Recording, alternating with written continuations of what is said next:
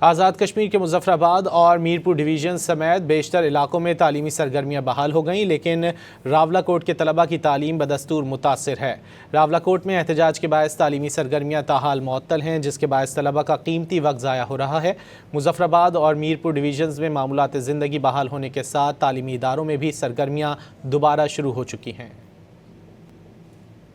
ہمارا بہت زیادہ نقصان ہے، ہمارے اسکول کالجز بند ہیں، ہماری پڑھائی ضائع ہو رہی ہے، ایون تو میرا پورا سال ضائع ہو چکا ہے۔ حالیہ کچھ عرصے کے دوران جو پنچ ڈویژن کی صورتحال ہے، جس کے بعد بچوں کے تعلیمی سال ضائع ہو رہے ہیں اور میرا بذات خود تعلیمی سال ضائع ہو رہا ہے، جس کی وجہ سے میرا کیریئر بھی خراب ہو رہا ہے اور میرے کیریئر پر اس کا اثر پڑ رہا ہے۔ میں نے جو اپنے فیوچر پلانس کیے تھے اپنی تعلیم کو لے کے، اپنے کیریئر کو لے کے، وہ سب ضائع ہو چکے ہیں۔ میری سب سے اپیل ہے کہ مہربانی کر کے اس دھرنے کو، اس احتجاج کو ختم کیا جائے، ریاست کے حالات کو ٹھیک کیا جائے۔ میری حکومت سے گزارش ہے کہ اس پروٹیسٹ کا جلد از جلد کچھ کیا جائے، اسے ختم کیا جائے، تاکہ ہم اسٹوڈنٹس جو ہم نے اپنا گول سوچ کے رکھا ہوا تھا اپنے لیے، اس کو اچیو کریں۔ مظفرآباد اور میرپور ڈویژن میں نظام زندگی مکمل طور پر بحال ہونے سے معمولات زندگی ایک بار پھر رواں دواں ہیں۔ بازار کھلے ہیں، کاروباری سرگرمیاں جاری ہیں اور شہری بلا رکاوٹ اپنی روزمرہ ضروریات پورے کر رہے ہیں۔